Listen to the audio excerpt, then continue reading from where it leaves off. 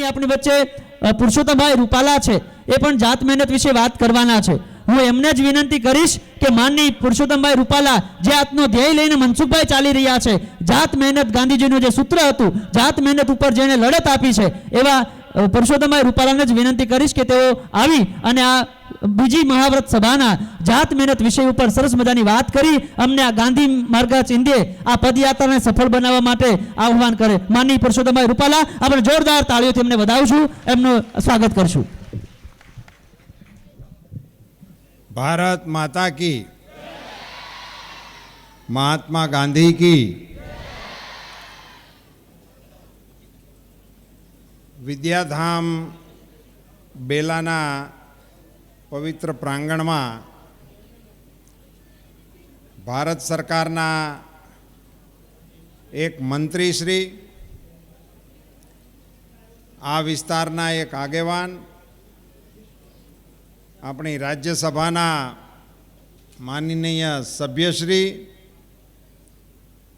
अमारी भारतीय जनता पार्टीना एक पायाना कार्यकर्ता, गांधी विचार ने लईने पगपाळा प्रवास करता करता अहींया आजे प्रथम रात्रिना मुकामे अहींया पहोंच्या छे एवी मंगल घड़ीए आ कार्यक्रम में बिराजमान गांधी विचार प्रत्ये आदर धरावनारा आप सौ भाई श्री मनसुखभाई ने समर्थन आपवा माटे, एना उमदा कार्य में पोतानो हरख व्यक्त करवा माटे अने हजी आ विचार पोताना मन में धबके छे एने प्रगट करवा माटे विशाल संख्या में मित्रों, मेहमानों, कार्यकर्ताओं, भाईओ, बहनों ए उपस्थित छे। ए पैकी अपना राज्य सरकारना माननीय मंत्री श्री परबतभाई, आदरणीय श्री दिलीपभाई, बेन श्री भारतीबेन, माननीय धारासभ्य श्री केशुभाई, आदरणीय अरविंद भाई, मुरब्बी श्री अरुण भाई, खूब राजी हूँ थयो। बापू ने आबू हेब जोवानो तो आपने मौको नहोतो मिल्यो, पण अंताणी साहेब हामा मिल्या ते मारी थी मनसुखभाई ने कहेवाय गया बापू भूला पड्या खो ने बैठाई से ऊंधी पणोठी मारीने जो अमे बेहता गांधीजी आम ज बेहता। एमणे गांधीजी ने प्रत्यक्ष करवा माटेनो खूब श्रम लीधो छे, साधना करी छे। एवा अंताणीजी, अमारे चिथर दादा, मंच पर विराजमान सौ महानुभावों, आ गामना सौ आगेवानो, आ संस्था साथे संकळायेला सौ भाईओ बहनों, दाखरा परिवार, भावनगर जिल्लाना सौ आगेवानो,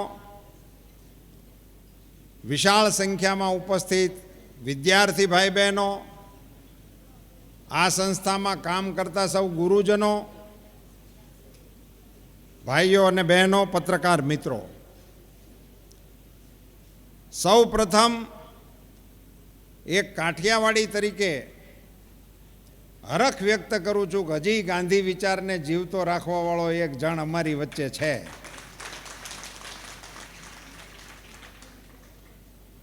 घणा ने आ गमतुं हशे, घणा ने खटकतुं हशे। ए विषयो अत्यारे मारे लेवाना नथी, एनी 2 महीना केड़े मोसम आववानी छे,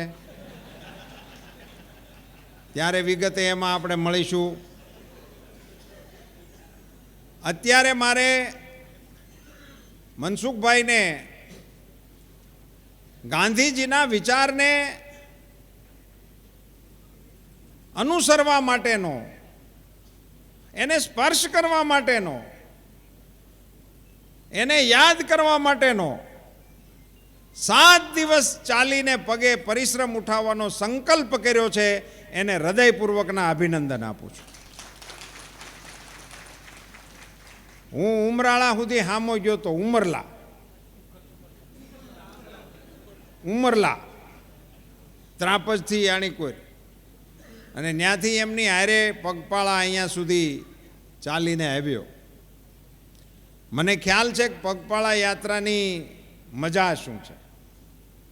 મેં 98માં અમરેલી વિધાનસભા વિસ્તારનો પગપાળા પ્રવાસ કરેલો, એટલે મને ખ્યાલ છે કે હાલવાની શું મજા છે. આ એક જ એવી ગાડી છે જેમાં તમે મુસાફરી કરો તો ગળદી ન થાય. બાકી તમે ગમે એવી ગાડી લ્યો ને, 2 સીટથી માંડીને કોન્ટેસા કે એનીથી ને મોંઘ્યું ગાડીઓ અત્યારે તો બહુ નીકળ્યું છે, એ ગમે એમાં લ્યો એમાં હાકડે જ પડે. એમ એકાદો જણો તો રહી જ જાય કાસ પાસેથી આમ કરતો હોય તો આપણે ઉતરી જવું બેહારવો. હા, હાલીને નીકળે તો મનસુખભાઈને હાકડ પડે જ નહીં. 100-200 મીટર હારે હાલે ત્યાં કાનમાં કહેવાનું હોય થઈ રહે, એટલે બીજાનો વારો આવે. એટલે આ ટ્રેનમાં ગળદી જ ન થાય. આવી સરસ વ્યવસ્થા છે.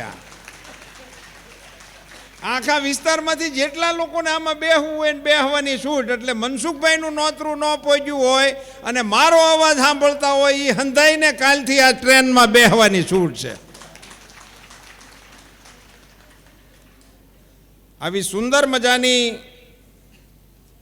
એક પરંપરાને ગાંધી વિચાર એટલે ગાંધીજીએ મૂળ આપણા સૌરાષ્ટ્રના ને પોરબંદરના,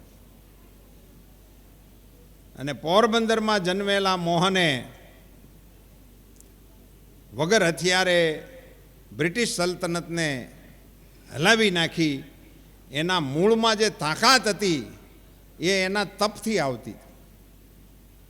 એ મસલ્સ પાવર નહોતો, એ તપમાંથી ઉત્પન્ન થતી તાકાતને કારણે એ બ્રિટિશ હુકુમતને ચલાયમાન કરવાની શક્તિ ગાંધીજીએ પેદા કરી હતી. અહીંયા બહેનો ચરખો કાંતતી હતી. ગાંધીજીએ આઝાદીની જે લડત ચલાવી એમાં ગાંધીજીએ ઘણી બાબતોને એ લડતની હારવાર ડેવલપ કરી હતી. ખાલી લડત નહોતી, ક્વિટ ઇન્ડિયા એટલો જ એક નારો નહોતો. ગાંધીજીએ એવું નહોતું કીધું કે અંગ્રેજો વિયા જાવ, એ સિવાય પછી પણોઠી વળીને બેઠા નહોતા રહેતા. આઝાદી પછીના આપણા આંદોલનો તમે જુઓ તો એ આંદોલનો જેની સામે લક્ષ્ય હોય એના પૂરતા જ હોય, એ સિવાયની બીજી કોઈ પ્રવૃત્તિમાં એમનું ધ્યાન નથી પડતું. જ્યારે ગાંધીજીએ આટલા વર્ષો સુધી આંદોલનને ચલાવ્યું, એની સાથે સાથે એણે કેટલાય એવા પ્રકલ્પોને ચલાવ્યા જેમાંથી આપણને દેશને કઈ દિશામાં જવું એનું હારવાર ઘડતર થતું હતું. એમાંનો એક કાર્યક્રમ જે હતો એ સ્વચ્છતાનો હતો. આ તો આપણે ભાગ્યશાળી કે આપણને નરેન્દ્રભાઈ મોદી જેવો લોટકો વડાપ્રધાન મળ્યો. એટલે મહેનતુ માણસ. તેણે ખૂબ મહેનત કરી ગાંધીજીની ઉપર સંશોધન કરવાની. કાંઈ જીડ્યું નહીં, ખાલી સસમાં જીડ્યા. એટલા વર્ષે એટલું વધવા દીધું હતું. એમાંથી આખા દેશને સ્વચ્છતા અભિયાન ઉપર ફરીથી મોદીજીએ ચલાવવા માટેનો પ્રયાસ કર્યો. આ ગાંધીજીનો સ્વચ્છતા માટેનો અભિપ્રાય કેવો હતો? ગાંધીજીને એ વખતના કોઈ પત્રકારે પૂછ્યું હતું કે સ્વચ્છતા અને આઝાદી એ બેમાંથી એક પસંદ કરવાનું હોય તમે શું પસંદ કરો?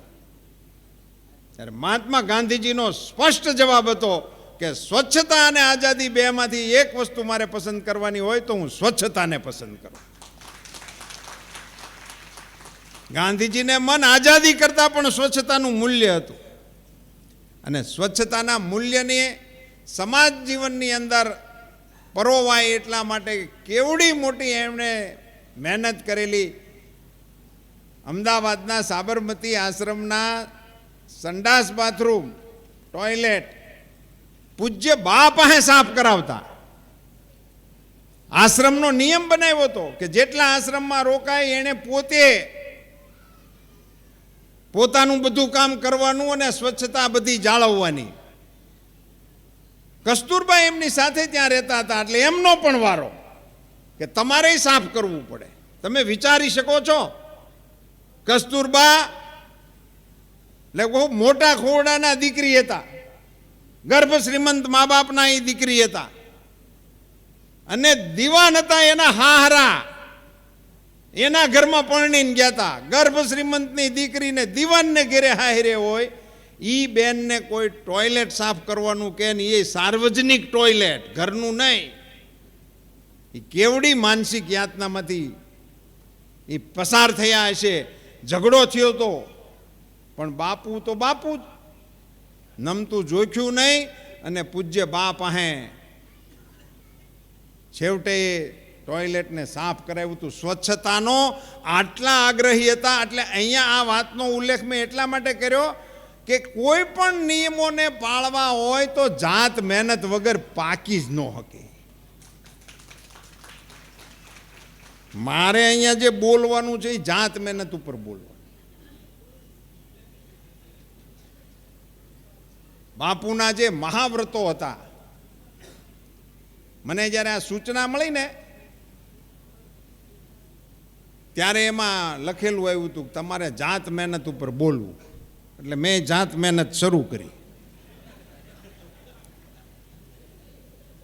હું ભણતો ત્યારની આ કવિતા અહીંયા અત્યારે આમાં ગવાતી હતી આપની સાથે, પેલી ગાડી છે એમાં, સત્ય અહિંસા ચોરી ન કરવી, વણજોતું નહીં સંઘરવું. પણ એ 2-3 લીટી આવડી પછી ભૂલાઈ ગઈ. ઘણા વર્ષ થઈ ગયા ને. તો મેં ફોન કર્યો અમારા શિક્ષકને, દિલીપભાઈ પ્રતાપભાઈ પંડ્યા સાહેબને મેં ફોન કર્યો, વડોદરા અત્યારે નિવૃત્ત છે, એમને મેં ફોન કર્યો. મેં કીધું સાહેબ કવિતા ભૂલાઈ ગઈ છે. એમણે સાહેબ આખી કવિતા લખીને મને મોકલ્યો. જુઓ સાહેબ શિક્ષકોની કેવી ગુણવત્તા હોય છે ને અમારી શ્રદ્ધા કેવી કે મારા સાહેબ તો નહીં ભૂલ્યા હોય, હું ભૂલી ગયો. અને એ મારી પાસે છે, એમણે વોટ્સએપમાં મોકલીશ મને આખી કવિતા. તો એ સત્ય અહિંસા ચોરી ન કરવી, વણજોતું નવ સંઘરવું, બ્રહ્મચર્યને જાતે મહેનત, કોઈ અડે ના અભડાવું, અભય સ્વદેશી સ્વાદ ત્યાગને સર્વ ધર્મ સરખા ગણવા, આ 11 મહાવ્રત સમજી નમ્રપણે નિત આચરવા. આ નિયમિત પ્રાર્થનામાં બોલાતી. હમણાં એ ઓછી બોલાય છે. એમાં જે સત્ય અહિંસા ચોરી એમ કરતાં કરતાં જાત મહેનત 6થા ક્રમ ઉપર છે. જે એ તો કાવ્યની દૃષ્ટિએથી ગોઠવેલી છે. એના ક્રમમાં છંદની રચના જેમણે કોઈકે કરી છે એમણે એને 6થા નંબર ઉપર મૂકી છે. એમાં જાત મહેનત એ 11માં એક જાત મહેનત છે. પણ ગાંધીજીના સંદર્ભમાં અને ગાંધીજીના મહાવ્રતોની વાત આપણે માંડતા હોય ત્યારે ગાંધીજીનું જે દર્શન હતું એ દર્શન આપણા ધ્યાન સામે ન હોય તો એ અર્થને આપણે ન્યાય ન આપી શકીએ. ગાંધીજીના દર્શનને ન્યાય આપવાનું મારું કોઈ ગજુ નથી એવું ખૂબ જ સભાનપણે હું સમજું છું અને ત્યાર પછી આ વાત કરું છું. એટલે એની ઉપરની કોઈ મારી અધિકૃતતા કે વિદ્વતા ન હોવા છતાં પૂજ્ય બાપુ એ પણ સૌરાષ્ટ્રના હતા, હું પણ જેવો તેવો પણ સૌરાષ્ટ્રનો છું. એ ન્યાયે એમને વંદન કરવા માત્રનો પ્રયાસ કરીશ. એને હું ન્યાય આપી શકું એવી મારી કક્ષા નથી, એનો મને ખ્યાલ છે. મારે ગાંધીજીની આ બાબતો જે હતી, આ એમની જે નીતિઓ હતી, એમના જે આદર્શો હતા, એમણે જે રસ્તાઓ ઉપર ચાલવાનું પસંદ કર્યું હતું, એમાં ગાંધીજીએ પોતે નોંધ્યું છે એક પુસ્તકની એમની ઉપર અસર થઈ હતી ગાંધીજીની ઉપર. એમણે લખ્યું છે કે મારી એવી માન્યતા છે કે જે વસ્તુ મારામાં ઊંડે ઊંડે ભરેલી હતી તેનું સ્પષ્ટ પ્રતિબિંબ મેં રસ્કિનના ગ્રંથરત્નમાં જોયું. રસ્કિનનું જે અન ટુ ધી લાસ્ટ એમાં એમણે જોયું અને સર્વોદયનો સિદ્ધાંત હું આમ સમજ્યો. આ ગાંધીજીએ પોતે લખ્યું છે.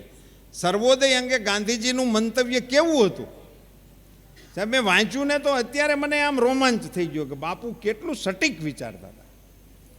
આર્થિક નીતિ ધર્મ, તો ગાંધીજી સર્વોદયની ગાંધીજીની જે કલ્પના છે કેવી, તો એક, બધાના ભલામાં આપણું ભલું રહેલું છે, નંબર 1. બધાના ભલામાં આપણું ભલું છે. આપણું ભલું ગોતવા જવાની જરૂર નથી.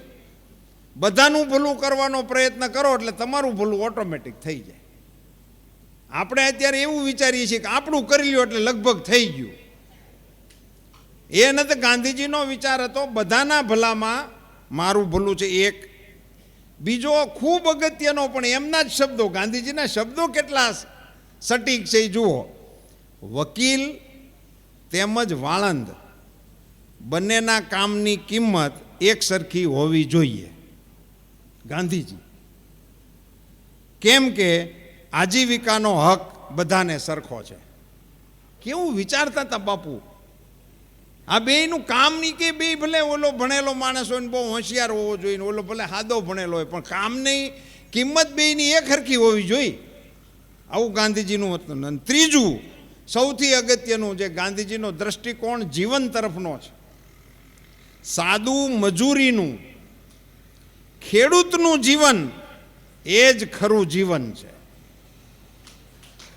સાદું મજૂરીનું ખેડૂતનું જીવન એ જ ખરું જીવન છે. પહેલી વસ્તુ હું જાણતો હતો, બીજી હું ઝાંખી ઝાંખી જોતો હતો, ત્રીજીનો મેં વિચાર જ નહોતો કર્યો. પહેલીમાં બીજી બંને સમાયેલી છે. એ મને સર્વોદયે દીવા જેવું દેખાડ્યું. સર્વોદય અંગેની બાપુની કેવી કલ્પના છે.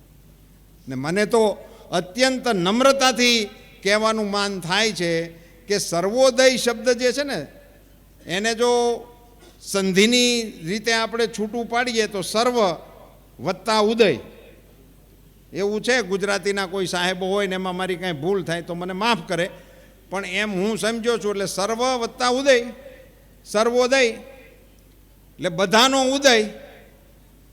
હવે એ તો અત્યારે આપણે વિચાર કરીએ ત્યારે સમજીએ છીએ કે આપણા વડાપ્રધાન શ્રીએ આમાંથી જ સર્વોદયમાંથી જ સબકા સાથ સબકા વિકાસ દાખલ કર્યું હોય છે. સર્વોદય, સબકા વિકાસ, સબકા સાથ, આવું જે સર્વોદય એટલે એમાં ઉત્પન્ન થયેલી તમામ વહેંચણીની સમાનતાપૂર્વક વહેંચણી કરવી, મહેનત અને ઉદ્યમ સાથેનું સર્વોદય પરાયણ જીવન. એટલે જીવન છે એ સર્વોદય પરાયણ હોવું જોઈએ. એવો જે પૂજ્ય બાપુનો મત હતો, એ મતના આધારે એમણે આ 11 મહાવ્રતમાં સૌથી અગત્યના વ્રત તરીકે મહેનતને જોડેલી. ગાંધીજીએ ખાદી, સર્વોદય, સ્વદેશી આ બધા શબ્દોને જે રીતે પ્રયોજ્યા તો એમની ઉપરથી આપણને ખબર પડે કે ગાંધીજીએ ચરખાની કલ્પના આપી તો ગાંધીજીને એ વખતની મિલો અંગેની, કાપડની વ્યવસ્થાની સમજણ નહોતી એવું માનશોમાં. એ ભણવા જ લંડન ગયા હતા. આપણે ત્યાં અમદાવાદ સુધી જઈએ છીએ તો અહીં ઘરવાળા ગામમાં જવાબ નથી દેતા અટાણે. એ હોંઘાઈમાં લંડનમાં ભણવા ગયા હતા અને ત્યાંથી બેરિસ્ટરની ડિગ્રી લઈ અને ભારત પરત આવ્યા હતા. અને એ વખતે લંડન એ આપણા ફેબ્રિકના અંદર દુનિયાનું સૌથી શ્રેષ્ઠ મથક હતું અને અમદાવાદ આપણું એ વખતે માન્ચેસ્ટર ગણાતું. એવા દિવસો હતા. એટલે આ બધી બાબતોથી બાપુ માહિતગાર ન હોય એવું માનવાને કંઈ કારણ નહોતું. પણ બાપુનો જે દ્રષ્ટિકોણ હતો એ આપણા દેશની આબાદી, આપણી વસ્તી એટલે દરેક હાથને કામ મળવું જોઈએ. આપણે ત્યાં 1 લાખ મીટર કાપડ તૈયાર કરે એવા મશીનો લગાડવાને બદલે 1 લાખ મીટર કાપડ તૈયાર કરવામાં માણસો કામે લાગવા જોઈએ. એ બાપુનો વિચાર હતો. બાપુનો વિચાર એટલા માટે આ કાંતવાનો હતો. એને સ્પ્લેન્ડર ને આ અંતે બધું જોયું હતું ને આવડતું જ હતું. પણ એટલે બાપુના કેટલાક ભાષણોમાં અને લખાણોમાં યંત્રનો પણ વિરોધ આવે છે.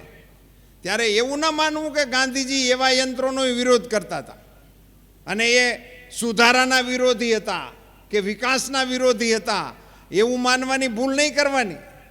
ગાંધીજી અદ્યતન ટેકનોલોજીનો ઉપયોગ જરૂરી હોય તો કરવું જોઈએ એના હિમાયતી હતા, પણ સાથે સાથે યંત્રોના આગમનને કારણે માણસોના હાથમાંથી શ્રમ ન જવો જોઈએ એના પણ એ આગ્રહી હતા. એટલે એવું બોલતા હતા ગાંધીજી કે આપણા દેશકાળને અનુરૂપ ટેકનોલોજીથી આપણે કામ કરવું જોઈએ, અને એટલા માટે એમણે આ ખાદી બધાએ કાંતવી જોઈએ અને પોતાની કાંતેલી ખાદી એ પહેરવી જોઈએ એવો એમનો આગ્રહ એમાંથી આવેલો હતો. અને આ બધું આઝાદીની લડતની હારવારી ખેડતા હતા. એવું નહોતું કે આઝાદીની લડત હાલતી હોય ત્યારે આ બંધ કરી દેતા હતા. અનેક એવા લખાણો મેં વાંચેલા છે કે બાપુના ક્રમ હોય કે સવારમાં અડધો કલાક રેંટિયો કાંતવો 8 થી 8:30 એનું શેડ્યુલ બનાવતા બાપુ આખા દિવસનું, અને એમાં વાઇસરોય યાર એની મિટિંગ નક્કી થઈ હોય, અથવા તો વિદેશના પણ કોઈ મોટા એવા નેતા કે આગેવાન ગાંધીજીને કોઈ કામ સબબ મળવા આવ્યા હોય તો ગાંધીજીએ એવો જવાબ આપ્યો હોય કે અત્યારે મારો કાંતવાનો સમય હાલે છે, એ પૂરો થયા પછી 25 મિનિટ પછી આપણે એમની સાથે મુલાકાત કરીશું. આવી દ્રઢતા સાથે એ પોતાના વિચારોનું પાલન કરતા હતા વ્યવહારની અંદર. એવા મહાત્માજીના જીવનમાંથી જાત મહેનત એ ગાંધીજી આગ્રહી એટલા માટે હતા કે જાત મહેનત કર્યા વગરની કોઈ પણ વસ્તુ મળે તો એ માણસને પચતી જ નથી, એવું માનતા હતા કે તમને મજા એની જ આવે, મહેનતનો રોટલો મીઠો લાગે. એ ગાંધીજીની માન્યતા હતી. અને એટલા માટે મહેનત વગરનું જીવન એ જીવનની બાપુ ટીકા કરતા હતા. વિદેશી તત્વચિંતકો એમાંના ઘણાના મત એવા હતા કે ફુરસતનો સમય માણસને મળવો જોઈએ વધારે. એવા ઘણા બધા વિદેશી ચિંતકોનો મત છે કે એમને દિવસમાં 3-4 કલાક ફુરસદની મળવી જોઈએ. આ અઠવાડિયું આપણે જે આવ્યું છે ને 2 દિવસનું રજા, સેટરડે સન્ડે વીકેન્ડ, આ બધા આપણા વિચારો નથી. આપણે અહીંયા વીકેન્ડ નહોતા, આ આપણે અંગ્રેજો આવ્યા પછી રવિવારની રજા દાખલ થઈ. આપણે 7 વાર હરખા જ હતા. ખેતીમાં ક્યાં આપણે એવું કાંઈ હતું કે રવિવાર ન જવાય, એવું કાંઈ હતું જ નહીં. ઉતારને ત્યાં હોમવાર ન જવાય એવું ક્યાંય હતું? આપણને કોઈ કારીગરે કુંભારોએ કોઈ દી એવું કીધું કે આજ શનિવાર છે હાફ ડે ગરબા નહીં મળે? એવું કાંઈ હતું જ નહીં આપણે ત્યાં. આપણે ત્યાં બધા દિવસો હતા, પણ આપણે ત્યાં પણ આપણે આરામ માટેની વ્યવસ્થાઓ હતી. આપણા પ્રાકૃતિક કાળક્રમ પ્રમાણે, ગામ પ્રમાણે, વિસ્તાર પ્રમાણે ક્યાંક ક્યાંક એવું રાખતા અમાહનો હકતો, અમા હોય તેથી બધા પોરો ખાય. એવું કાંઈ મકર સંક્રાંતિ તો ભાઈ આજ આપણે હાથી નહીં જોડવાનું, એવા આપણા બધા પોરા આવતા હતા. સમયે સમયે બ્રેક મળે એટલા માટે. આ શનિ રવિ આપણામાં નહોતા. આપણામાં તો એવો નિયમ હતો, મને સાંભળે છે ત્યાં સુધી ખેડૂતોમાં તો, ગામડામાં તો, કે આપણો હારો ખેડૂત એને જ કહેતા જેનો દિવસ એના ખેતરમાં ઉગતો હોય એને. ખેડૂનો દિવસ ઘરમાં ઉગે એને ખેડૂત ન કહેવાય. હવે અટાણે મજૂરીએ જે આવે છે એ 9 વાગ્યે આવે છે અને 5 વાગ્યે વ્યા જાય છે ઓફિસ ટાઈમ. અને પાછા જાત જાતના ગુટકાનું લિસ્ટ આપે છે ગરદણીને, એ તો અપડાઉન જ કર્યા રાખે છે ગુટકા લેવામાં મૂકવામાં. આ આપણને જે દિવસો જોવા મળ્યા છે એનું કારણ પણ જાત મહેનતમાંથી આપણે દૂર થયા એ છે. મિત્રો, હું તો ખેડૂત છું. જાત મહેનતનું શું માતમ હોય એ વડીલો પાસેથી સાંભળેલું છે, ઝાંખું પાંખું જોયેલું પણ છે. ખેડૂત ખેતરમાં ઊભો હોય ને એક વાદળી નીકળી હોય અને એની સામે આમ નેજવું માંડે, એની વાદળીની એક નજર થાય તેવી અસંખ્ય વાતો મેં ખેડૂતો પાસેથી સાંભળી છે. પછી એક જ વાદળી હતી પણ આખી સીમને પલાળીને વહી ગઈ.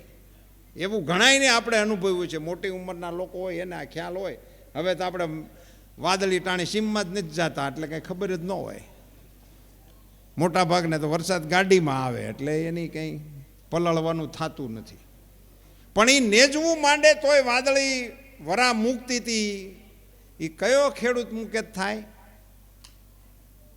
જે ખેડૂત વાવણીમાં 11 કલાક બળદની વાહે હાલ્યો હોય, ખંભામાં 10 કિલોનો વાવણીઓ હોય, આખો દી રાહ હાથમાં રાખી હોય અને એ શાહને ફૂટપટ્ટીથી માપ્યા હોય એવા સીધા શાહ પડ્યા હોય ને ખેતરમાં એક પણ ડુલરું ન પડવા દીધું હોય અને વાવણીમાં ઉઘાડે પગે વાવવાનું હોય, એમાં કાંટો વાગી ગયો હોય તો એ કાંટો હાથી ઊભું રાખીને કાઢવામાં નહોતો આવતો, એ હાંજે ઘેરે આવીને નીકળે. એવી મહેનત કરીને જે ખેડૂત આવ્યો હોય અને એ ઘેરે આવે ત્યારે એ કેટલો થાકેલો હોય, ત્યારે એની હાટું થઈને ગરમ પાણી રાખ્યા હોય, એ ગરમ પાણીએથી ત્યારે પગ ધોવે અને પગ ધોવે ત્યારે એની અંદરથી કાંટો અડધો ઇંચ અંદર વીયો ગયો હોય, એને સીપિયાવથી ગોતીને ખોતરીને બારો કાઢે અને પછી ઊના ઘીના ટીપા એની અંદર 2 મૂકીને પોતું મૂકીને સૂઈ જાય ને સવારે હાથીએ જૂતે. પણ એ કાંટો કાઢતા પહેલા ને પગ ધોતા પહેલા પોતાના બળદની ખરિયું ઝારતા હતા. ઈ ખેડૂત પોતાના પગ પછી ધોતા હતા. ખેડૂતના પગ ગરમ પાણીએ ખેડૂત પહેલા એના બળદની ખરિયું ઝારતા હતા. ઈ નેજવું માંડે ને તો વાદળીમાંથી વરસાદ વરહે. જાત મહેનત. ખેતીમાંથી ઉત્પાદન અને વળતર તો જ આવે કે કપાળેથી ઉતરેલો પરસેવો એ પીંડી હોહરવો થઈ અને તમારા ખેતરની માટીમાં ભળે તો એ માતા તમારી સામું જોવે, તો એ ફાલ આવે, તો તમને એના છોડને જોવો તો તમારા મનમાં રંગ આવે. ખેર એટલું બધું તો આપણે હવે પાળી શકીએ એવું નથી, પણ તેમ છતાંય ખેતી અંગેનું તો મેં ઉદાહરણ આપ્યું જાત મહેનતને સમજવા માટે. પણ જાત મહેનતનું આપણામાં માધ્યમ એવું છે, ખેતી પાતી ને વિનતી. ખેતી પાતી ને વિનતી ખાજ ખુજાવણ હાર, એતા દૂજા ન દીજીએ આપ કરણ મેં સાર. ખેતી પાતી વિનતી. ખેતી કરવીની હોય ને તો એ જાત મહેનત કરો તો જ થાય એવું લખ્યું છે. હવે અત્યારે આપણે કરતા જ નથી, ભાગવી જ છે ત્રીજે ભાગે, એટલે એમાંથી વળે નહીં. ખેતી પોતે કરવી પડે. પાતી એટલે પીરસવાનું, એ આપણે પીરસવું પડે. ઘરધણી પીરહેન મહેમાન ખાતા હોય અને કેટરર પીરહેન ખાતા હોય, એમાં કેવડો મોટો ફેર છે. અરે બાજરાનો રોટલો ને ડુંગળી જ હોય પણ ઘરધણી એમ કે નહીં અડધો લ્યો અડધો લ્યો, તો એમાં અમીનો ઓડકાર આવે.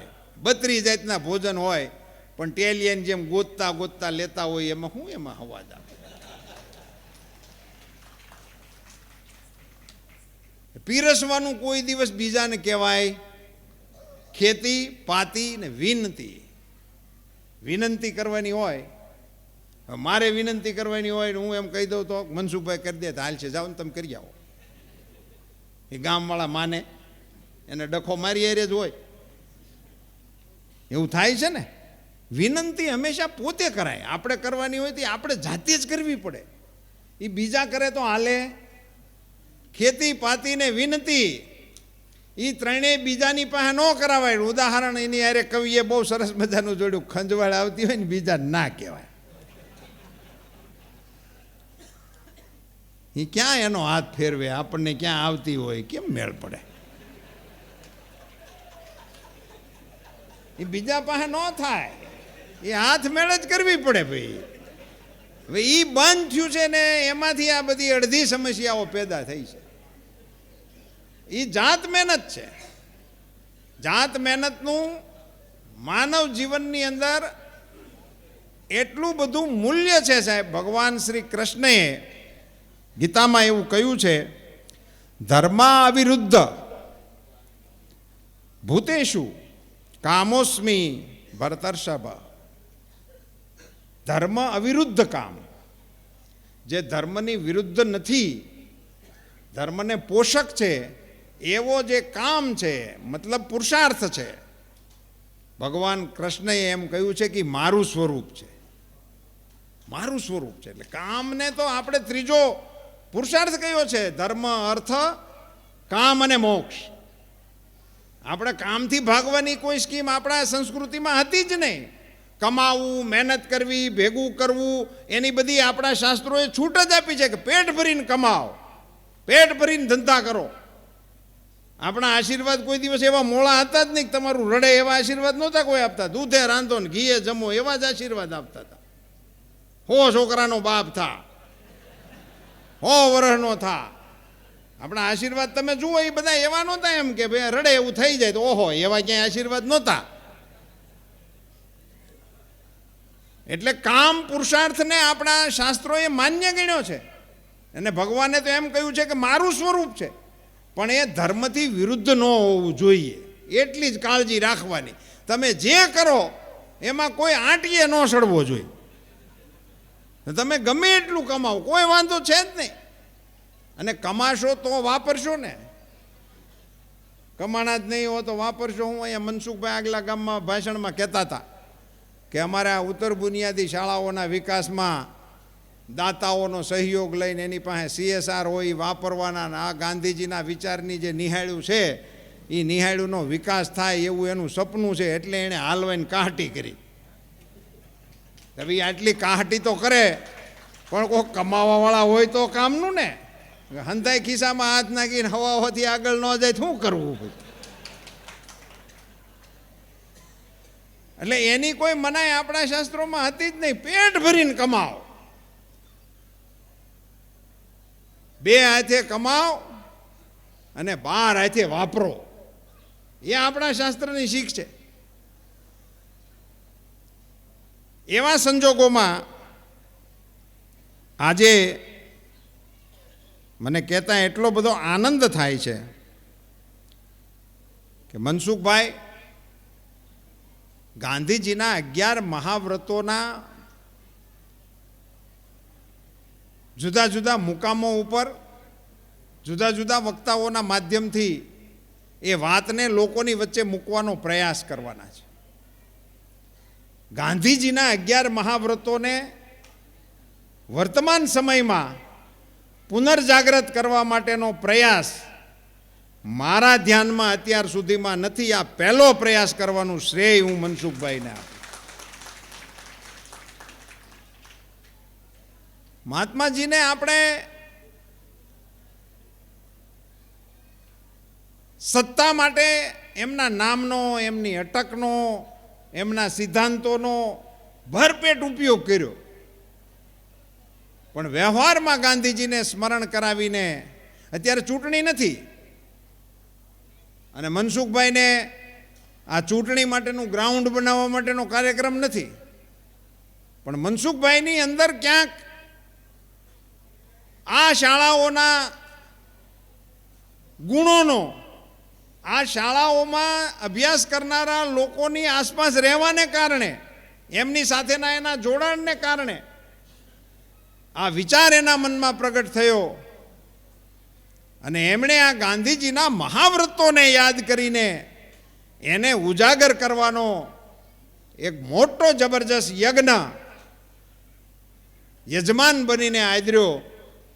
એમને એમના પ્રયત્નમાં, એમની આ યાત્રામાં સંપૂર્ણ સફળતા મળે એવી હું ભગવાન ભોળાનાથને પ્રાર્થના કરું છું. મિત્રો, મારે અહીંયા યાદ કરવા જોઈએ કે આ જે એમણે સંસ્થાઓ પસંદ કરી છે એ બધી આપણી બુનિયાદી શાળાઓ છે, સર્વોદય સંસ્થાઓ છે. પૂજ્ય નાનાભાઈ અને મુરબ્બી શ્રી મનુભાઈ એવા ઋષિઓ આપણને મળ્યા, એવા તપસ્વીઓ આપણને મળ્યા, જેમને કારણે આવી સંસ્થાઓના પાયા નખાણા. મિત્રો, આ કલ્પના તમે કરો ફરી વખત ક્યારેક બેઠીને એકલા, કે દેશ આઝાદ થતો હશે, અંગ્રેજો જતા હશે આપણી સરકારો આવતી હશે ત્યારે દેશના સામાન્ય માણસોના મનમાં કેટલીક ઈચ્છાઓ જાગતી હશે. દેશના સંચાલકો એ વખતના જે હશે એમને આ દેશને કઈ દિશામાં લઈ જવો એની મૂંઝવણો થતી હશે.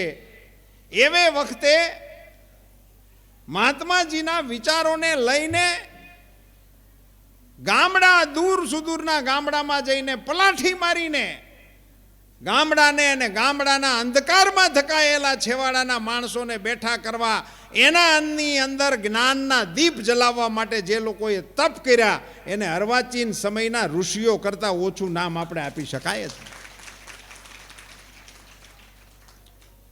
હું 2 દિવસ પહેલા કોઈ કાર્યક્રમમાં રૂપાયતન સંસ્થાના કાર્યક્રમમાં ગયો હતો જુનાગઢ.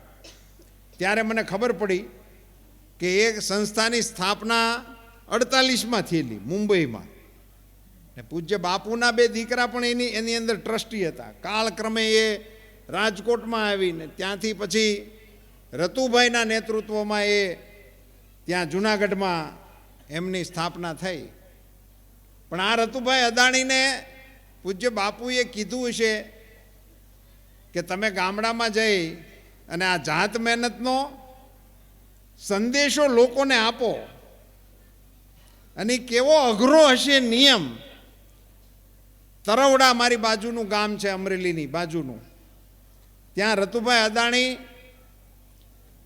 અને એમની સાથે કુરેશી, એ સાહેબનું નામ મને સરનેમ યાદ છે, ઇસ્માઇલભાઈ કુરેશી, ધન્યવાદ. એ આવેલા ઇસ્માઇલભાઈ કુરેશી અત્યારનું જે પાકિસ્તાન છે એ વખતનો જે વાયવ્ય પ્રાંત ગણાતો, એ પ્રાંતના પોસ્ટ માસ્ટર જનરલ હતા, સુપર ક્લાસ 1 ઓફિસર રાજ્યના, એવડા મોટા અધિકારી હતા. એ અધિકારીના એવડા મોટા પદને લાત મારીને ગાંધીજીના વિચારથી પ્રભાવિત થઈને ગાંધીજીની હારે કામ કરવા માટે અમદાવાદ આવી ગયા. ઇસ્માઇલભાઈ કુરેશી, જાતે મુસલમાન, નાગોરી પણ કે કુરેશી પરિવાર પણ એમની સાથે હતો નેતા. ધેર વોઝ કુરેશી, 2 જણા હતા. હા, ઇસ્માઇલભાઈ નાગોરી, પછી એના આપણા અધિકારી પણ એક હતા એ પરિવારમાં. મારે જે કહેવું છે એ કહું કે આ લોકોએ તરવડામાં રહીને ચામડા કમાવાનું કામ પોતાની હાથે કર્યું છે. મરેલા ઢોરના ચામડા રતુભાઈ અદાણી સ્વહસ્તે કાપે, સ્વહસ્તે ચામડું બારું કાઢે અને ચામડાને કમાવે ને એ ચામડા માથે લઈને એ વખતના દલિત ભાઈઓ જે કામ કરતા હતા એ કામ પોતે કરતા હતા અને લોકોને કહેતા હતા કામ બધું એક સરખું છે. વિચાર કરો કેવી રીતે લોકોએ કામ કર્યા છે. વિચારને બેહાડવા માટે લોકો ક્યાં ને કેવી રીતની તપશ્ચર્યા કરી છે. ઓલો માણસ ક્લાસ 1 ઓફિસર એ છોડીને એ તરવડામાં એની હારે રે અને એ આ કામ કરે. અમે એક વખત ચાડિયા ગયા હતા, ગાંધી વિચારની ચર્ચા કરતા હતા. અમારે મુરબ્બી ચાપરાજ બાપુએ એક વાત અમને કરેલી કે અમે આ ગાંધીજીના વિચારોથી કેવા પ્રભાવિત થયા છું. એ કાઠી દરબાર, એમને ત્યાં જાન આવેલી અને જાનને જમાડવાની વ્યવસ્થા થઈને એમણે બધી દલિત બહેનોને તૈયાર કરીને પીરસવામાં લગાડ્યા. બહેનો એક તો દરબારમાં પીરસવામાં બહેનો આવે જ નહીં. પીરસવાનું તો ઠીક, બેઠા હોય ને આંટો મારવાય ન અવાય એવી આ બધી વ્યવસ્થાઓ હતી. આપણે બધા એના સાક્ષી છીએ. એને બદલે પીરસવામાં બહેનો આવી એટલે કોકે પૂછ્યું કે બહેનો કોણ પીરહે છે? તે ભાઈ એમાંથી કોઈક માણસે ઓળખાણ આપી કે બહેનો છે બધી અમારા ગામની જ છે ને બધી દલિતની દીકરીઓ છે. સાહેબ આખી જાન ઊભી થઈ ગઈ. અને કે તમારું જમવાનું ને તમારી દીકરી બેન ઘેરે રાખો, અમે જઈ બીજે પરણાવી લઈશું. અને એ બધા વડીલો વચ્ચે પડ્યા ને પગે લાગીને બધું માંડ બેહાર્યું. આવા પ્રયોગો ગાંધીજીના કહેવાથી એ વખતે આપણા સમાજ જીવનની અંદર લોકો ગામડામાં બેસીને કરતા હતા. આ જાત મહેનતના આસપાસ વણાવવા માટેની કેવડી મોટી વ્યવસ્થા છે. મને તો એકાદો દાખલો કોકની પાસે બેઠો એમાં સાંભળવા મળ્યો. એ જીવતર જેણે જીવ્યા છે એમાં કેટલી સુગંધ છે. આજે અહીંયા આવી સંસ્થાઓ જેટલી છે આપની, એમાં લોકભારતી સણોસરા એવડું મોટું નામ કે એમણે એમના તપને કારણે પેદા કરેલી ઘઉંની જાતો એ અત્યારે સૌથી લોકપ્રિય જાતો પૈકીની એક જાત છે. લોકમાન્ય ટુકડા ત્યાંથી નીકળ્યા. સોનાલિકા કે લોક વન, બોલો એ આપણી લોક ભારતી સણોસરાની શોધ. કેવા કામો થયા. અહીંયા મને જીભાઈ જીજી હા એ કહેતા હતા કે 40 એકર જમીન કોઈએ દાનમાં આપી. કલ્પના તો કરો, 100 ફૂટ અટાણે ક્યાંક માગો અડખે પડખે નિહાળનો રૂમ વધારવા. એટલે આપણને ખબર પડે એમ, આપણને ખબર પડે ઘણી વખત આપણને કેટલી બાબતોની કિંમત નથી હોતી. સરદાર સાહેબની પ્રતિમાનું અનાવરણ થયું ત્યારે મેં એક લેખ વાંચ્યો હતો કે સરદાર સાહેબને સલામ, આ દેશ બનાવ્યો જેવો અત્યારે ભારત આપણી પાસે છે એનો નકશો બનાવવાનો પુરુષાર્થ સરદાર સાહેબે કર્યો. પણ એ વખતે હસતે મોઢે ભાવનગર મહારાજા સાહેબે જેથી એમ કીધું છે કે આ ભાવેણું 1800 ગામ આલ્યો બાપુ આ તમારા ભારત સંઘમાં ભેળવો. એને યાવતચંદ્ર દિવાકરો લખેલા હતા ને, અને માથા કાપીને દીધેલા હતા ને, આ કઈ બક્ષિસમાં આવેલા નહોતા, આપી દીધા. એટલે આપી દેવાની જે વૃત્તિ હતી, ત્યાગની જે વૃત્તિ હતી, સમાજની અંદર જે સમસ્યાઓ હતી એ સમસ્યાઓને ઉકેલવામાં બાપુએ શ્રમને કેટલું મહત્વ આપ્યું છે કે એ વખતે સર્વોદયવાળા માણસો હોય એટલે એ એક પ્રકારની એની અલગ છાપ પડતી હતી. એ બધી મહેનત કરતા હોય, એની નિશાળમાં જાય, એ નિશાળમાં જે છોકરા ભણ્યા હોય તો એને રાંધતા આવડતું હોય, કાંતતા આવડતું હોય, વણતા આવડતું હોય, ખેતીકામ આવડતું હોય, બાગાયત આવડતું હોય, એને કલમું કરતા આવડતી હોય, આ બધું એને આવડતું જ હોય. અને હમણાં મને એમનું ઘરનું ઉદાહરણ આપતા હતા કે મારે અહીંયા એક નળ રિપેર કરાવવાનો હતો તો પ્લમ્બર ક્યાંય મળતો નથી. 2000 રૂપિયા રોજના લઈને ભાવનગરથી તેડાવવો પડે, ત્યાંથી અહીંયા આવે ગાડી લઈને. એટલે મોણો કીધું 5 સ્ટાર ડૉક્ટર કરતાં મોટું બિલ થાય. એનું કારણ શું? આપણે શ્રમની ઉપાસના ઘટાડી દીધી. એ છે, મહેનત જ કરવી જ નથી ને. આપણે મહેનત નામની ચીજ આવે એટલે આપણે એવું માનીએ છીએ કે એ જે મહેનત કરે એ હલકું ગણાય. એ જે વ્યવસ્થા, જે સંસ્કૃતિ ડેવલપ થઈ એ ગાંધી વિચારની વિરુદ્ધની સંસ્કૃતિ છે. પૂજ્ય બાપુએ મેં વાંચ્યું એમાં લખ્યું હતું ને કે વકીલ અને વાણંદ બેયના એ કામનું મૂલ્ય એક સરખું હોવું જોઈએ એવું બાપુ માનતા હતા. અટાણે તો ઓછામાં ઓછું કામ જેટલું થાય એટલું વળતર વધારે મળે. બળ ઓછું કરે, ગુણું ફેરવવાવાળાનો ઓછામાં ઓછો ભાવ હોય, પછી વધતો જાય ભાવ. એમ મુકડદમ આવે તો એનીથી મોટો ભાવ આવે, એનીથી મોટો આવે, એનીથી મોટો. આખો દીમાં એક જ સહી કરે એનો સૌથી વધારે પગાર હોય. એ આખો દીમાં એક જ સહી કરે અને કાં તારીખ પાડે પણ સહી ન કરે. એમ 11મી આવજો, 11મી આવશું, આપણે શું કરીએ, આમ ઊભું જ રહેવાનું હોય. શ્રમનું મૂલ્ય એ બાપુએ આપણને કીધું તું. એ રસ્તે આપણે ચાલવામાં ઉણા ઉતર્યા, બાપુનું નામ વટાવવામાં હવાયા ઉતર્યા. બાપુના નામે બહુ ધોમ જલસા કરી ગયા. 7મી પેઢીએ હનાન હુતક નહોતા, એ ગાંધીની હાંખું લઈને ઠેઠ સુધી વીઆઈ ગયા. ક્યાંય ગોત્રનો મેળ નથી હો. ગાંધી ગોત્ર આરે કાંઈ લેવા દેવા નથી. એમ કોઈ ચીજ આરે હનાન હુતક નહીં. અને એના 11 મહાવ્રત એ જે ગાંધીજીનું જીવન કહેવાય, જેની ઉપર એની તપની ઇમારત ઊભી હતી. હું તો મનસુખભાઈનો આભારી છું કે કમસે કમ હું 5મું 7મું ભણતો હોઈશ ત્યારે આ કવિતા યાદ હતી, ત્યાં તમે ફરીથી મારી પાસે પાકી કરાવડાવી. કમસે કમ મને એ વાંચવાનો, મને વિચારવાનો, ગાંધીજીના મહાવ્રત એ બાબતે વિચાર કરવાનો, ગાંધીજીની સામે મને ગાંધીની વાત કરવાનો.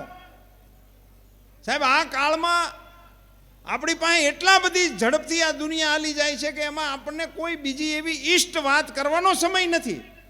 એટલું બધું ફાસ્ટ હાલે છે, એમ ટાઈમ જ નથી. એમ બાપને છોકરા હારે વાત કરવાનો સમય નથી, ઓળખતા નથી. માવું છોકરા ક્યાંક મૂકી આવે છે,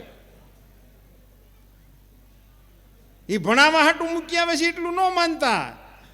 એ કે કવરાવે નહીં એટલે શેટા હારા, 80% એમાં છે. હા, ભારતીબેનનો મતભેદ હોય તો મને માફ કરે, પણ જાજો ભાગ આવું છે બેન. આપણને તો અંદરો અંદર કોકે કીધું હોય એટલે.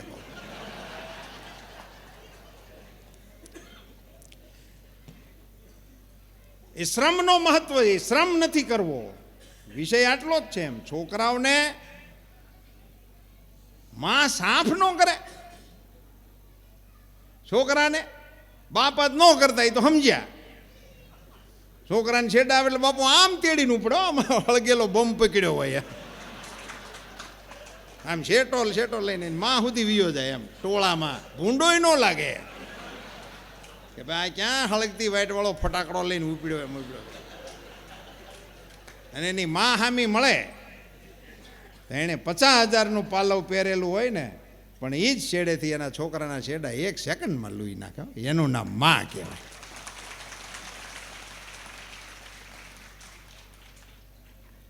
પણ એ માનું માથું દુખે કે એ માનું પગ દુખે ત્યારે એને દબાવવાની શરમ આવે છે. એ આપણને હવે શ્રમ તરફથી દૂર કરે છે. આપણને હવે શ્રમ એને આપણે આમ બહુ બુદ્ધિશાળી માણસો આવો બધા વિચારો મૂકે છે કે એક્ઝેક્ટ એને કોઈ પ્રશ્ન ના આવવો જોઈએ, એટલા માટે અમે એને વૃદ્ધાશ્રમમાં મૂક્યા છે. They should feel happy.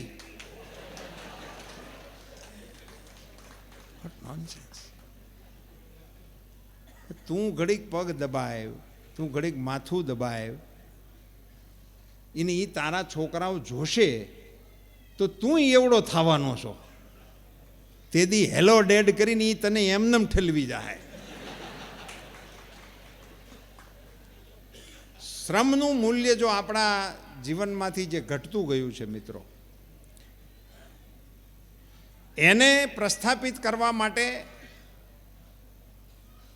કોઈ પણ પ્રકારના સંસ્કારોને સમાજમાં સ્થાપિત કરવા હશે તો એ કેળવણીના માધ્યમ સિવાય થવાના નથી. અત્યારે છોકરાઓ હોહરવા MA PhD સુધી નીકળી જાય છે, એની ઉપર કોઈ સિમ્બોલ આવતું નથી. એક સાધારણ દાખલો આપું તમને કે ગુરુકુળમાંથી હોહરવો નીકળેલો હોય છોકરો તો કોઈ અપવાદને બાદ કરતા એ નિર્વ્યસની હોય જ, નિર્વ્યસની હોય જ. કારણ કે ગુરુકુળમાંથી ભણ્યો છે એટલું એ ગૌરવથી કહે છે. એમાં તમારા આ બુનિયાદી સંસ્થા હોહરવો નીકળ્યો હોય તો એ કામ કરવામાં શરમ ન અનુભવે, એ મહેનત કરે, એને મહેનત કરવામાં એને આનંદ આવે. એ ખબર પડી જાય કે આ 7-8ની ટોળીમાં આ લાગે છે સર્વોદય વાળો એમ. અને એને આપણે સમાજે એ મૂલ્યોને બિરદાવવાને બદલે મહેમાન આવ્યા હોય ને આપણે પૂછી ચા પીશો, ના હું નથી લેતો, કોફી, કોલ્ડ ડ્રિંક, જે કાંઈ યથાશક્તિ હોય એટલો વિવેક કરી બધા એમ ના પાડી એટલે આપણે સહજ ભાવે એમ કીધું સ્વામિનારાયણ લાગો છો. આપણે મશ્કરીમાં કરીશ પણ એ સ્વામિનારાયણ માટે ગૌરવ કહેવાય કે અમારી છાપ તો છે જ ને એમ. ઊભી તો એણે કરી દીધી, કાંઈ ન પીતા હોય અમારા મહિલા હોય એમ. હું તો એમ કહું ઘણી વખત કે આ બધી ઝુંબેશો હાલે છે ને કડક કરવાની, ફલાણી બંધીને ઢીકડી બંધીને એમ, કેશુભાઈ એ બધી કાહટી કરવા કરતાં હંતાને કંઠી બંધાવવાનું ચાલુ કરી દેવું છે એટલે એમને મેળ પડી જાય. સમાજ જીવનમાં આ બધા મૂલ્યોને પ્રસ્થાપિત કરવા માટે બુનિયાદી શાળા સિવાય મજબૂત ઈલાજ આપણી પાસે નથી. અને બુનિયાદી શાળાઓ એ અત્યાર સુધીનો નીવડેલો ઈલાજ છે, એટલે એને ઉજાગર કરવા માટેનો પ્રયાસ કરવો જોઈએ. પણ રાજકીય આટાપટાઓની અંદર ઘણી વખત સાચી બાબતો, સારી બાબતો એ કોઈને કોઈ કારણસર એના તરફ જોઈએ એટલો જોક આપવામાં આવતો નથી, ત્યારે વર્તમાન સમયમાં અને ખાસ કરીને આપણી નવી પેઢી, યુવા પેઢી, મિત્રો, આ નવા મિત્રો જે નવી પેઢીમાં આગળ વધી રહ્યા છે, ટેકનોલોજીનો સમય છે, વિજ્ઞાનનો સમય છે, દુનિયા એક ગામ થઈ ગયું છે, એવા સમયની અંદર તમારે હવે નવું જીવન વિકસાવવાનું છે.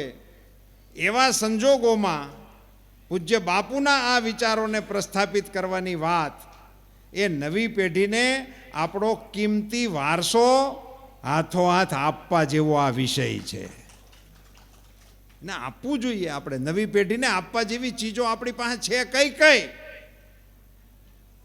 એના વિશે જો આપણે વિચારીએ તો અનેક બાબતો કહી શકાય. હું તો ઘણી જગ્યાએ કહું છું કે નવી પેઢીને ગુજરાતી વાંચતા લખતા શીખડાવી દીજો. મોટો ઉપાડો ઉપડ્યો છે ઇંગ્લિશ મીડિયમનો. અમદાવાદની અંદર મારે એવા ઘરોમાં મનસુખભાઈ જવાનું થાય છે, અમદાવાદના આપણા તળ ગુજરાતી પરિવારના છોકરાઓને ગુજરાતી વાંચતા નથી આવડતું, ગુજરાતી લખતા નથી આવડતું, ગુજરાતી બોલતા નથી આવડતું, અને એનું ગૌરવ એના મા બાપને છે. આ સ્થિતિ હું પરદેશની અંદર વસતા ગુજરાતી સમાજની નથી કહેતો, આવા પરિવારોમાં મારે જવાનું થયું છે. નવી પેઢીને આપવા જેવું હોય તો એને ગુજરાતી વાંચતા લખતા ગુજરાતીને શીખવું પડે. તમે અંગ્રેજી પઢો, બીજી અંગ્રેજી સિવાયની 8 ભાષામાં હોશિયાર થાવ. આખી દુનિયામાં તમારે ફરવાનું શીખો. ફ્રેન્ચ શીખો, અંગ્રેજી શીખો, રશિયન શીખો, શીખો, એમાં કાંઈ વાંધો નથી, પણ ગુજરાતી તો તમને આવડવી જ જોઈએ. અને એ જો તમને ના આવડે તો તમે મેઘાણીને મળી કેવી રીતે શકો? તમે કાગબાપુને ઓળખી કેવી રીતે શકો? તમને તમારા પટણી સાહેબે શું કીધું છે એ સાંભળી ક્યારે શકો?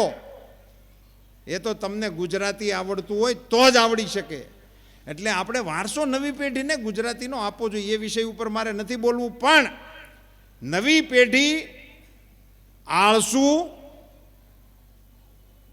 આખો દી મોબાઈલ સામું જ મોઢું રાખવું, હાલતા હાલતા પડી જાય છે. કાલે અમારા એક આગેવાનને મેં મેળવ્યા હતા, ત્યારે કોકનો પરિચય કરાવ્યો હતો. અગાસી ઉપર મિટિંગ હતી આપણી, એમાં મોબાઈલ આવ્યો. એટલે હમણાં એ એક નવો રોગ ઊભો થયો છે, મોબાઈલ આવે એટલે આઘો વિયો જાય ઊભો થઈને. પહેલાં શું હતું, સોંટડું ફોન હતા એટલે ઊભું થવાનું આવતું નહીં, એટલે 90 ક્યારે ફીટ હોય ને, એટલે આ તો હવે 100 થઈ ગયા, એટલે ફોન લઈને આઘા વિયા જાય. એ હાલ તો ફોન કરતો હતો તો ફોન ન ખૂટ્યો, અગાશી થઈ રહી.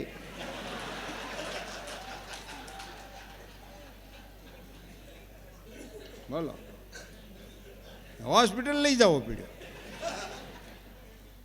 એવો સમય છે, બહેનો દીકરીઓમાં કુટુંબ ભાવના નામની ચીજ બચી નથી. સંયુક્ત કુટુંબમાં રહેવાની મનોકામના બચી નથી. એવા સમયમાંથી આપણે પસાર થઈ રહ્યા છીએ. ત્યારે મને એવું લાગે છે મનસુખભાઈ કે વર્તમાન સમયમાં નવી પેઢીને ઇષ્ટપણે આપવા જેવો વારસો હોય તો આ બુનિયાદી શિક્ષણમાં એને પ્રવેશ મળે, એ દિશામાં આપણે કામ કરવું. એ આપણો વિચાર છે, આપણા વડીલોનો વિચાર છે. આ ધરતીમાંથી પેદા થયેલા લોકોએ શોધેલું આ જ્ઞાન છે, અનુભવેલું છે, પીરસેલું છે, એના પ્રયોગો કરેલા છે, ને એમાંથી તૈયાર થયેલા કાર્યકર્તાઓ નીકળેલા છે, કસાયેલા. એવું અનુભવ સિદ્ધ જ્ઞાન એ નવી પેઢીને મળે એવા ઉમદા આશય સાથે મનસુખભાઈ આ શ્રમ કરી રહ્યા છે. ત્યારે મારી આપ સૌને અહીંયા બેઠેલા છે એમને જ નહીં, પણ મીડિયાના માધ્યમથી હું વિનંતી કરવા માગું છું કે તમને મારા પ્રવચન અંગેનું કશું પણ કહેવાનું લેવાનું ઠીક લાગે તો કહેજો, ન કહેશો તો મને એનો કોઈ વાંધો નથી. પણ મારી એક વિનંતી તમે કહી શકો તો કહેજો કે બુનિયાદી શિક્ષણને મદદ કરવા માટે દાતાઓ દિલ ખોલીને આગળ આવે, એ વાતને તમે મીડિયાના માધ્યમથી દાતાઓ સુધી પહોંચાડો એવી નમ્ર વિનંતી સાથે જાત મહેનત જેવા પૂજ્ય બાપુના એક આદર્શને સ્પર્શ કરવા માટેની મને તક આ કાર્યક્રમમાં આપવા બદલ મનસુખભાઈ તો મારા મિત્ર છે, અમારા સાથી કાર્યકર્તા છે, મારા રાજ્યસભાના સાથી સદસ્ય છે, સરકારના મારા સાથી મિત્ર છે. એટલું બધું નજીકનું હોવા છતાં પણ એક આ યજ્ઞમાં મને પણ એક શબ્દની આહુતિ આપવા માટેનો અવસર આપ્યો, એ માટે હું એમનો આભાર માનું છું. આપ સૌને મારા જાજાથી જય સિયારામ.